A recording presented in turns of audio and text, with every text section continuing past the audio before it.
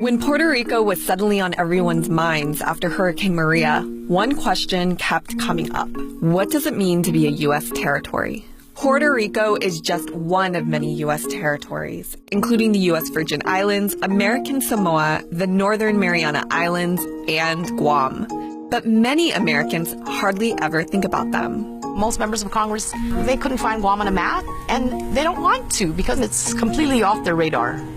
The 4 million Americans who live in these territories can serve in the military, but they can't vote for president. Each territory has one representative in Congress, but that representative can't actually vote either. U.S. territories are essentially American colonies. There's a footnote attached to America's empire, and it's called Guam. Way out in the Western Pacific, this island of 160,000 people is the furthest west you can get and still say you're on American soil. And since it's close to Asia, it's the perfect location for a U.S. military base, which is why the military controls more than a quarter of the island's land. In this series of Untold America, I'm going to take you to Guam. I want to know how it became and stayed a U.S. colony.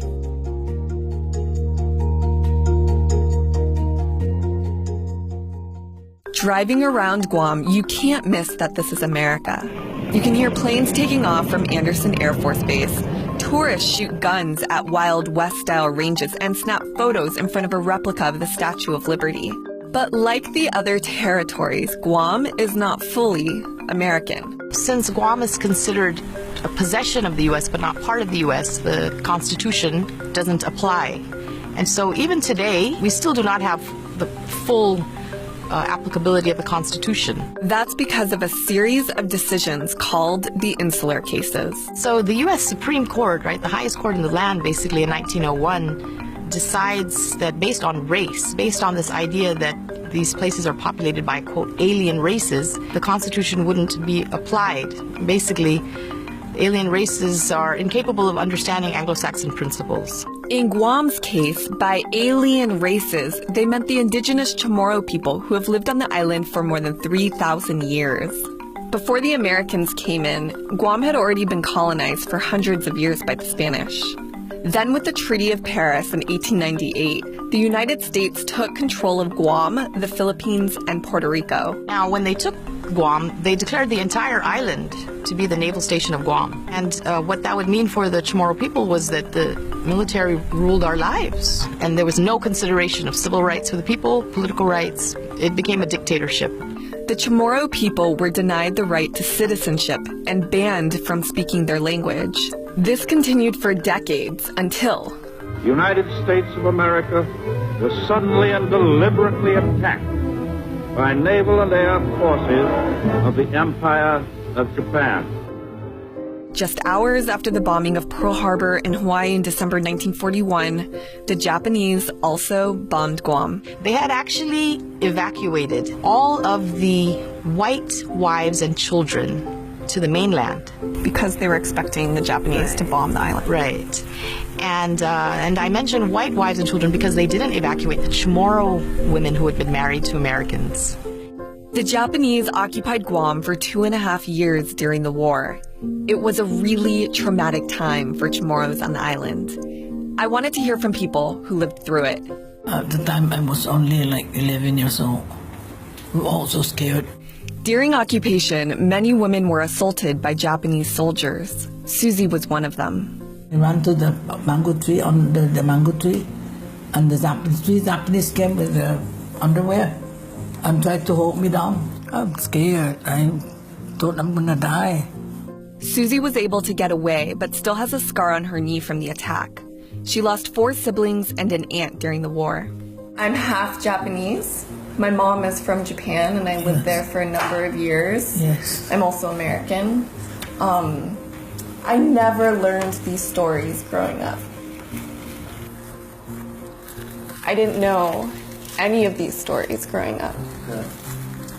During the Japanese occupation, Chamorro people were forced to work the fields to produce food for the Japanese.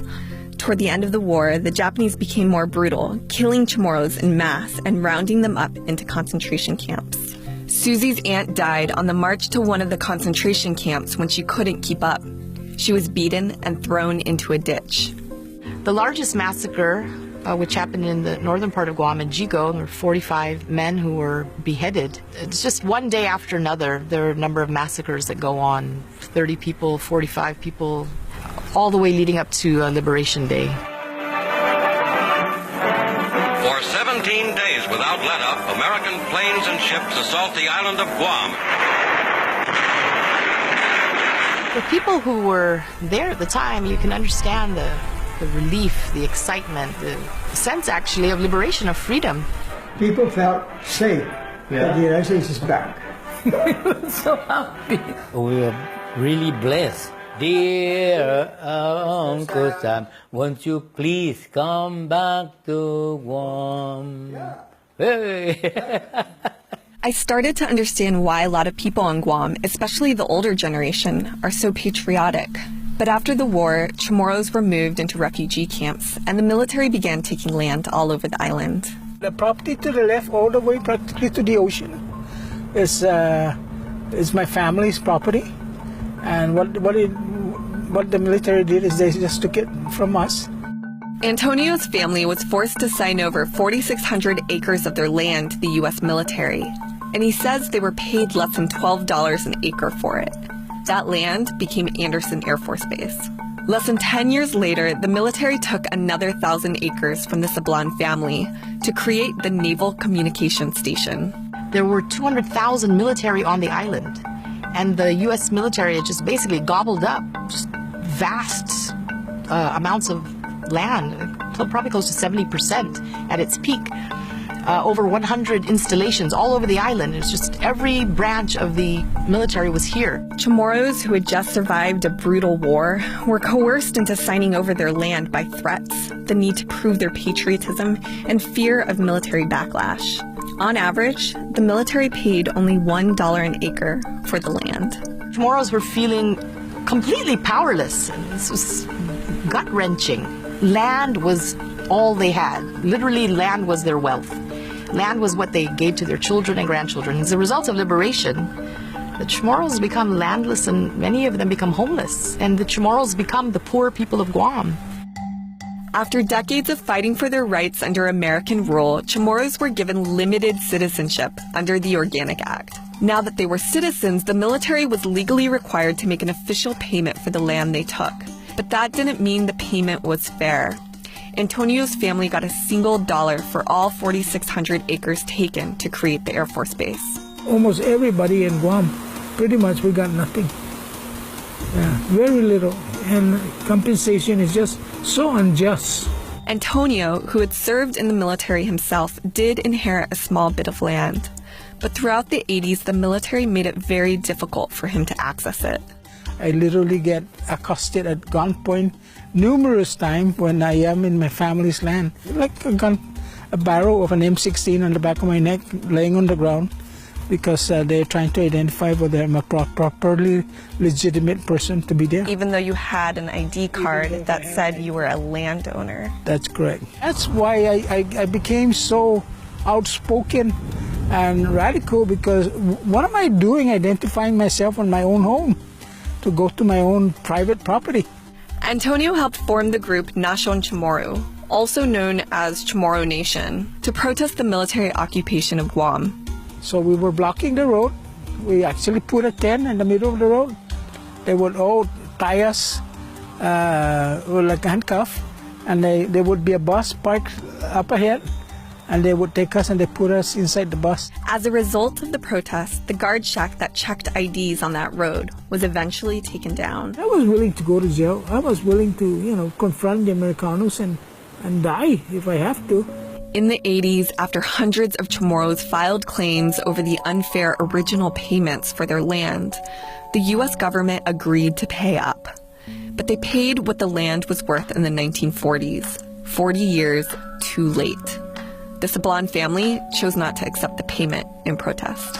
Today, Antonio runs a tourism business with some of the land he has left. But of the 5,500 acres his family once owned that became military property, none were ever returned. I am the victim. They're the one that's enjoying the fruits of our land. and they should be paying us billions of dollars in rent money for utilizing as the most important military outpost here in the Pacific. With Andersen Air Force Base to the north and the naval base to the south, the U.S. military now controls 27% of the land on Guam.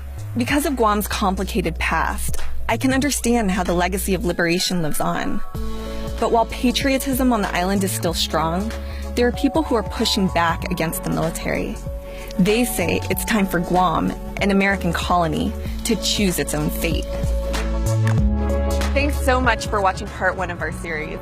I can't believe I never learned about the brutal history of Japanese occupation on Guam in school. In this next video, we're going to go speak to people in the military who can't even vote for president. And we're going to talk to people in the independence movement. And don't forget to like, share, and follow for more of Untold America.